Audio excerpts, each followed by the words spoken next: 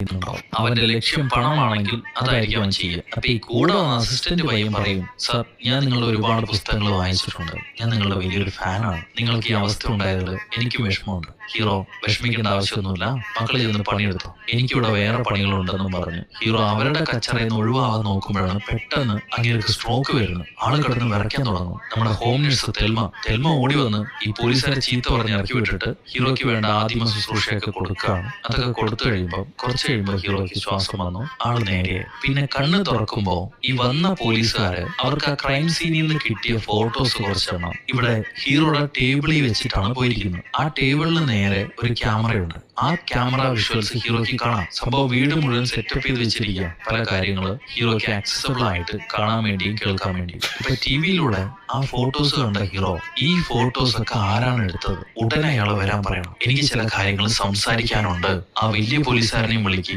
എനിക്ക് ഉടനെ അവരെ കാണണം എന്ന് പറയും. എന്നിട്ട് ആ ന്യൂസ് പേപ്പറിൽ ക്രൈം സീനിൽ നിന്ന് കിട്ടിയ ആ തുണ്ട് പേപ്പറിൽ എന്തൊക്കെയാണ് എഴുതിയിരിക്കണേ എന്നുള്ളത് വായിക്കാൻ പറയും. ആ തുണ്ട് പേപ്പറിൽ 4 മണി 4 PM എന്നുള്ളത് സർക്കിൾ ചെയ്തിട്ടുണ്ട്. പേജ് നമ്പർ എത്രയെന്ന് ചോദിക്കുമ്പോൾ 119 ആണ് നമ്പർ. Hero 119 4 PM 11/9. ഇന്നത്തെ ഡേറ്റ് എത്രയെന്ന് ചോദിക്കുമ്പോൾ November 9 ആണ്. 11/9 4 മണി. My God. പോളിനെ ഉടനെ വിളിക്ക്, എനിക്കൊരു കാര്യം പറയാനുണ്ടെന്ന് ഹീറോ പറയാണ്. അവിടെ നിന്ന് കട്ട് ചെയ്താൽ നമ്മുടെ ഏഞ്ചു ഏതൊരു മണ്ട കൂട്ടുകാരനുമായിട്ട് ഡ്രഗ്സിനെ പറ്റിയുള്ള ഒരു ക്ലാസ് കേട്ടുകൊണ്ടിരിക്കുകയാണ്. അപ്പോഴാണ് നമ്മുടെ ചീഫിന്റെ അസിസ്റ്റന്റ് ഹീറോയിനെ വിളിച്ചുകൊണ്ട് പോകുന്നത്. ലിങ്കൺ എന്ന പഴയ പോലീസുകാരന് എത്രയും പെട്ടെന്ന് നിങ്ങളെ കാണണമെന്ന് പറഞ്ഞു, അങ്ങോട്ടാണ് ഞാൻ നിങ്ങളെ കൊണ്ടുപോകണമെന്ന് പറയും. ഉടനെ ഹീറോയിൻ ചോദിക്കുകയാണ്, ആ ടെക്സ്റ്റ് ബുക്ക് കൈയാണോ? പുള്ളിക്കാരൻ കിടപ്പിലായി എന്നാണല്ലോ ഞാൻ കേട്ടത്, ഇപ്പൊ എന്തിനാണ് എന്നെ കാണാൻ വരാൻ പറഞ്ഞത്? അതൊക്കെ പോകുന്ന വഴിക്ക് പറയാം എന്ന് ഈ അസിസ്റ്റന്റ് പറയുന്നുണ്ട്. സോ ഹീറോ ഫേമസ് ആണ്, ഒരുപാട് പുസ്തകങ്ങളൊക്കെ എഴുതിയിട്ടുണ്ട് ക്രൈം ഇൻവെസ്റ്റിഗേഷനൊക്കെ പറ്റി. ആള് വലിയ തലയുള്ള ഒരു ബുദ്ധിമാനാണ്, അത് ഡിപ്പാർട്ട്മെന്റിൽ എല്ലാവർക്കും അറിയാം. ഇപ്പൊ ഹീറോയിൻ ആരെയോ കാണാൻ വരികയാണല്ലോ,